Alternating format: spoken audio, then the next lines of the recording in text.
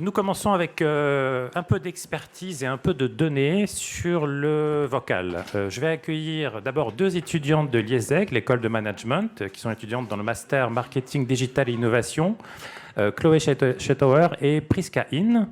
Et à leur côté, Luc Tronsler, qui est directeur associé de Inventa en France. Alors Inventa, si vous ne les connaissez pas, c'est une société fidèle d'ailleurs d'Inbank, spécialiste du langage naturel et tout ce qui va avec, le self-care, les chatbots, le vocal, et aussi quand même une société spécialisée dans le secteur banque et assurance. Donc ensemble, ils vont nous présenter des chiffres et des résultats d'études auprès de décideurs dans le terme de la relation client en banque, et puis de l'expertise sur le vocal. Voilà, je leur laisse la parole.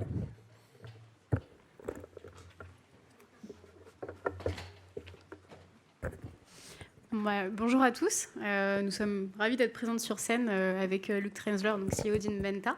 Donc voici Chloé, moi c'est Priska et nous sommes toutes les deux étudiantes donc, au Master Digital Marketing et Innovation à IESEG. Et si nous sommes ici aujourd'hui, c'est pour vous présenter les premiers résultats d'une étude qu'on a menée donc, sur l'usage du vocal dans le secteur de la banque et de l'assurance. Au cours donc, des 3 derniers mois, on a réalisé des enquêtes qualitatives avec des personnes de profils différents, que ce soit au niveau business, UX, marketing ou encore les métiers. Et couplé à ça, on a réalisé aussi une enquête quantitative pour justement venir justifier les propos de ces experts. Hop là, pardon, j'avais oublié de passer la slide. Donc, la présentation va se dérouler en 4 parties. La première partie, on va faire une petite phase de contexte, justement pour venir introduire les premiers cas d'usage qu'on a pu identifier. Ensuite, on parlera des freins et on terminera sur l'intelligence émotionnelle, donc une des recommandations qu'on a identifiées pour accompagner l'adoption. Donc tout d'abord, la contextualisation du marché. Donc sur votre gauche, vous trouverez les chiffres du marché des ventes des assistants vocaux en fin 2018. Donc Amazon dominait ce marché avec 35% de part de marché, suivi de près par Google avec 30% de part de marché. Et derrière ces deux gros acteurs, on avait Apple, Alibaba, Xiaomi et Baidu avec à peu près 5% de part de marché pour chacun d'entre eux. Mais ces ventes ne représentent rien sans l'usage qu'il y a derrière. Aux États-Unis, un foyer sur 4 détient une enceinte connectée. Ceci est dû à l'ampleur du marché du e-commerce américain et également au fait que les Américains recherchent une expérience simple et rapide. Quand on regarde maintenant la Chine, on voit les GAFAM disparaissent pour laisser place aux BATX, Baidu, Alibaba, Tencent, Xiaomi. Baidu dominait ce marché avec 40% de part de marché en 2019. Si les acteurs américains n'y sont pas présents, c'est car on a 2 barrières à l'entrée, la complexité du mandarin, et également dû au fait qu'il y a une régulation très stricte. Quand on regarde maintenant la France, on a un usage qui est moins développé car les assistants vocaux sont arrivés plus tardivement en France. On a 1,7 million d'utilisateurs d'assistants d'enceintes connectées et 16 à 20 millions d'utilisateurs d'enceintes connectées sur tous les devices confondus. Donc maintenant, quand on regarde le vocal dans le secteur de la banque, finalement, aux États-Unis, on a plusieurs acteurs bancaires qui ont commencé à réfléchir à une stratégie vocale en proposant leurs services sur Amazon Alexa ou sur Google Assistant. Donc la première banque à le faire a été Capital One et suivi d'autres banques que vous voyez juste ici. Une stratégie intéressante à analyser est celle de Bank of America avec son assistant virtuel Erika. L'assistant virtuel Erika est présent sur l'application à travers un chatbot, un voicebot, et permet un accompagnement du client dans une gestion personnalisée de leur compte. Et c'est une stratégie intéressante à creuser car ça accompagne vraiment le client quotidiennement sur la gestion des comptes bancaires. Quand on regarde maintenant la France, on voit que quelques acteurs ont commencé à réfléchir à une stratégie vocale en proposant leurs services sur Google Assistant. Donc Bread, Boursorama Bank, Société Générale, Hello Bank, BNP Paribas. Hello Bank, BNP Paribas ont pensé à développer des assistants vocaux avec une identité. Donc au final, quand on regarde, on a 2 stratégies qui se dégagent. Une stratégie où on propose ces services sur un assistant vocal et une autre stratégie, on va être vraiment dans la création d'un assistant virtuel avec une identité. Maintenant, on va passer au premier cas d'usage. Donc, comme l'a dit Chloé, le vocal, ce n'est pas seulement des enceintes connectées. Et la voix, c'est également le moyen le plus naturel, finalement, en tant qu'être humain, que nous avons pour communiquer. Donc, en ce sens, ça peut paraître évident que le vocal puisse fluidifier, en fait, la relation client. Donc, on a identifié 5 cas d'usage. Le premier, et c'est le plus courant, c'est le serveur vocal interactif en langage naturel qui va permettre une optimisation du routage des appels entrants de manière beaucoup plus efficace qu'un SVI DTMF, donc SVI à touche. L'objectif, évidemment, c'est de diminuer les erreurs de routage des appels, car si le client joue jeu, c'est-à-dire s'il énonce son motif d'appel avec une phrase complète, ça va permettre un routage précis vers le bon interlocuteur que l'entité aura paramétré. Donc finalement, pour le client, ça va être un gain de temps considérable en termes de temps d'attente téléphonique, et pour la banque, ça va lui permettre de récolter des données sur les motifs de contact qu'elle va pouvoir utiliser finalement pour adapter sa posture de conseil. Donc, si vous n'avez pas encore pris le virage du vocal, le SVI en langage naturel, ça peut être aussi un bon début finalement pour tester la technologie, pour tester le marché et aussi commencer à éduquer vos clients. Deuxième cas d'usage, ça va être tout ce qui est autour de l'automatisation des tâches répétitives à faible valeur ajoutée. Et on l'a vu tout à l'heure avec Luco. Dans le secteur de la banque et de l'assurance, il y a énormément d'administratifs à gérer. Et les deux principaux canaux de contact, ça va être d'une part Internet pour vraiment tout ce qui est avant-vente, c'est-à-dire la prise de contact à travers les devis, et majoritairement le téléphone pour la gestion. L'humain a encore besoin justement d'avoir un conseiller pour être rassuré. Et là, je prends l'exemple de la MACSF, donc premier assureur des professionnels de santé, qui a mis en place un voicebot pour laisser en fait ces sociétaires demander une attestation d'assurance. Donc concrètement, moi je suis sociétaire à la MACSF, je vais appeler mon assureur, je vais demander mon attestation, et en fait en m'identifiant, je vais pouvoir directement la recevoir par mail. Et finalement, tous ces services, on peut l'imaginer pour le self-care ou la pré-déclaration de sinistre, comme l'a dit Luco tout à l'heure. Donc on se rend compte que les assistants vocaux, ça va permettre vraiment d'apporter de la valeur à la banque ou à l'assurance pour vraiment tout ce qui est gestion, mais de la gestion répétitive et à faible valeur ajoutée. Troisième cas d'usage qu'on a identifié, ça va être en rapport avec la recherche vocale. Alors, il y a deux choses sur la recherche vocale. La première, ça va être la recherche vocale à travers une application bancaire. Donc, en fait, ça va être une gestion des FAQ comme le ferait en fait un chatbot aujourd'hui, mais adapté à l'expérience vocale. Donc, admettons que je sois cliente à la Société Générale et que, je sais pas moi, leur voicebot s'appelle Sogé, pris au hasard. Et là, je vais dire, dis-moi Sogé, à quelle heure ouvre ma banque demain ?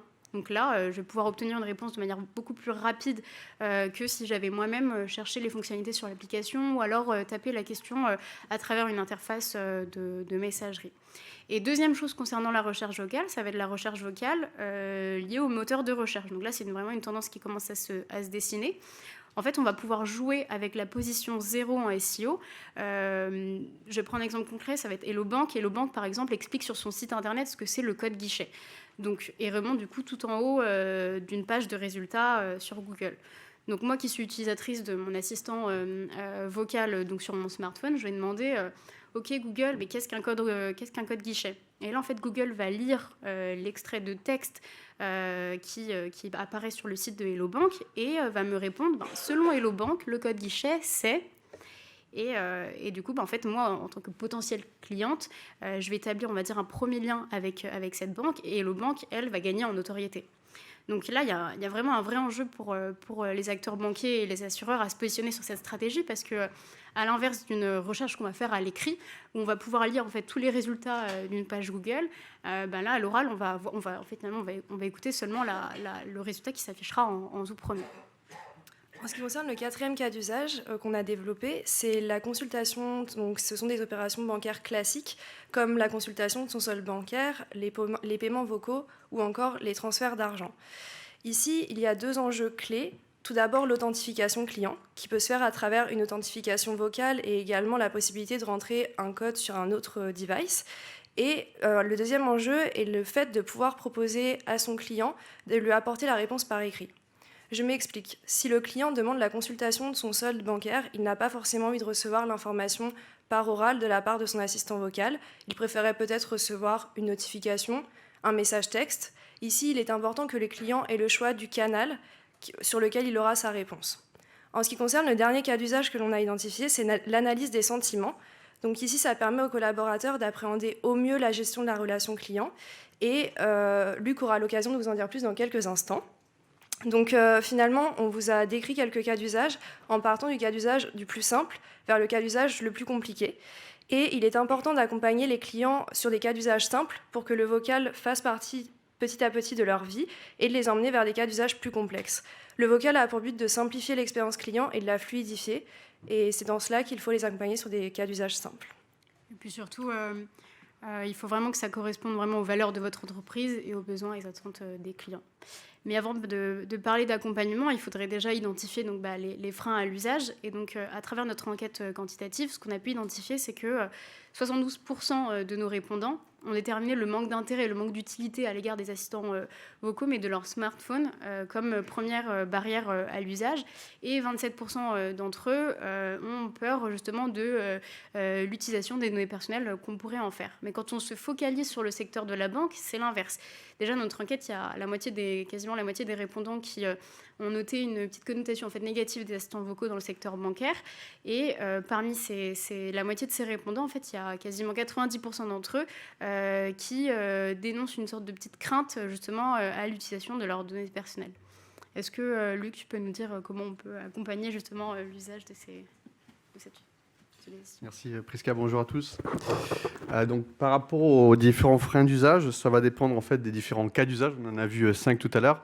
Alors, vu le timing, je vais me focaliser que sur un cas d'usage et je vais prendre celui qui, je pense, a le plus le vent en poupe et le plus de potentiel. Et je pense notamment donc, à ce qu'on a appelé tout à l'heure les serveurs vocaux interactifs en langage naturel, ce qu'on dit en anglais callbot également. Donc, on plug un chatbot sur un ASV pour répondre automatiquement donc, à des demandes et des démarches assez simples.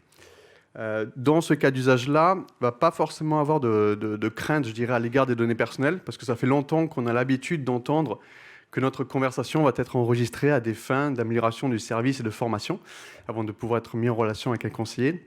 Du coup, le frein va plus en fait porter sur l'utilité, sur la mission qu'on va donner donc au callbot. Et on a en fait identifié dans l'enquête 3 types de missions qui sont en fait conditionnées par le périmètre d'action que vous allez donner à votre callbot. On peut avoir un périmètre qui est très petit. Dans le cadre de l'assurance, par exemple, ça va être appeler mon callbot pour récupérer une attestation d'assurance. Je dis qu'il est petit parce qu'en règle générale, on a 1, 2, voire 3 assurances maximum par assureur en moyenne. Et donc, le champ des possibles, au final, il est assez petit. On va avoir un périmètre moyen qui va être, par exemple, alors je vais rester dans mes 3 cas sur l'assurance, sur un callbot qui va m'aider à me connecter à mon espace client sur mon site d'assureur que je vais visiter peut-être qu'une fois par an. Et un périmètre encore plus large, toujours dans le domaine de l'assurance, on en parlait ce matin, par rapport à tout ce qui est devis habitation, mais le faire par téléphone. Par téléphone, on verra, c'est toute une autre histoire. Donc au final, si vous deviez choisir un de ces 3 périmètres aujourd'hui pour lancer une expérimentation sur un callbot, la recommandation, en fait, c'est d'aller sur un périmètre moyen. Ni petit, ni grand. Alors pourquoi ? Si je reprends mon périmètre petit, voilà, je le disais tout à l'heure, le champ des possibles est assez restreint. Autant passer par un bon vieux, je dirais, SV à touche, où on va dire appuyer sur 1 pour télécharger l'attestation auto et appuyer sur 2 pour l'attestation habitation. Et voilà. Le fait de passer par un callbot on risque d'être confronté à des cas de désambiguïsation, de reformulation. Est-ce que c'est bien l'attestation auto dont vous avez besoin ? Dans le cadre d'un périmètre plus large, je disais le champ des possibles est très grand pour un devis de simulation d'habitation. Il faut identifier déjà le lieu du bien assuré, ce qui est super dur à désambiguïser. Le nombre de pièces. Qu'est-ce qu'une pièce ? Est-ce que mon séjour de 40 mètres carrés, c'est 1 ou 2 pièces ? Propriétaire, le locataire, la résidence principale. Donc, ça serait assez fastidieux de passer sur du l'oral sur un cas aussi large. In fine, si on prend un cas moyen, comme l'aide à se connecter à un espace client, c'est une thématique qu'on peut couvrir avec une dizaine de sujets en moyenne.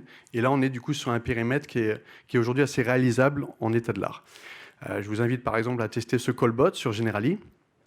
Si vous l'appelez, donc vous tomberez sur un serveur vocal interactif en langage naturel qui va vous accompagner pour vous connecter à votre espace client. Et je finirai du coup mon intervention sur donc une prospective. On en a un peu parlé, c'est le dernier cas d'usage. C'est celui qu'on a identifié comme étant le plus intéressant en termes de prospective. C'est tout ce qui va tourner autour de la gestion de l'émotion sur la voix. Que ce soit sur la synthèse vocale ou que ce soit sur la reconnaissance vocale. Alors sur la synthèse vocale, ça va passer par la prosodie. La prosodie, c'est ce qui permet de casser la monotonie, de rajouter de la vie, de l'émotion dans le phrasé. Et on sait que l'émotion contribue beaucoup au sens du message qu'on veut porter. Alors je suis un très mauvais acteur, je ne vais pas vous faire la démonstration. Mais si je vous donne un compliment avec une voix colérique, tout ce que vous allez retenir, c'est ma voix colérique. C'est cet aspect négatif. Alors que je suis en train de vous faire passer un front positif. Pour vous donner un peu une ordre d'idée, on n'a pas le temps de lire l'échantillon, mais je vous invite à aller sur le site de Voxygène. Ils ont un échantillon en français qui permet de voir ce qu'on est capable de faire en termes de synthèse vocale et d'émotion. Et on voit en effet qu'on est capable de porter aujourd'hui beaucoup d'émotions, beaucoup de sens à travers justement l'émotion. Et si je pars donc sur la reconnaissance vocale, aujourd'hui l'idée de la reconnaissance d'émotion dans la reconnaissance vocale, c'est tout simplement d'identifier l'émotion de mon interlocuteur pour derrière moduler ma prosodie pour être plus en phase avec mon interlocuteur. Là, je vais faire un peu l'acteur. Si en fin de conversation, je vous dis « Ok, merci », et si je vous dis « Ok, merci », je suis mon acteur, mais un callbot qui n'aurait pas la détection d'émotion détecterait les deux phrasés comme étant un retour positif, alors que dans le deuxième cas, il aurait tout intérêt à rebondir, à essayer de comprendre cette insatisfaction. Ce qu'on a vu dans l'étude, c'est qu'au final, cette gestion d'émotion sur la partie reconnaissance vocale, elle est surtout utilisée par des êtres humains, par des conseillers. Il y a une entreprise en Suisse qui s'appelle Otto et qui fait donc de la reconnaissance d'émotion pour les conseillers par rapport à l'émotion portée par la voix de l'interlocuteur. Donc en fait, c'est très simple. Ils mettent en haut à droite de leur écran une petite pastille. Quand elle est bleue, tout se passe bien. Quand elle est verte, ça se passe même super bien. Donc on se détend, on passe un bon moment. Et si c'est rouge, on baisse un peu la voix, on diminue un peu le rythme.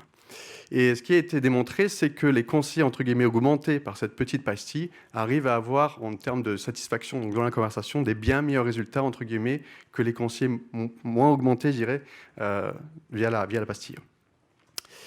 Et je vais redonner la parole donc à Prisca, sur les remerciements.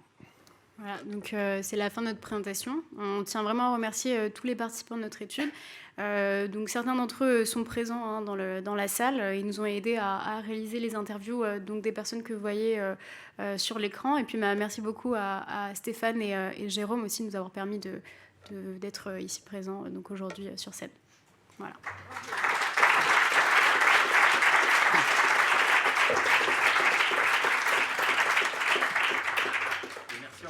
À tous les trois, Chloé, Prisca, Luc, merci beaucoup, c'était très intéressant.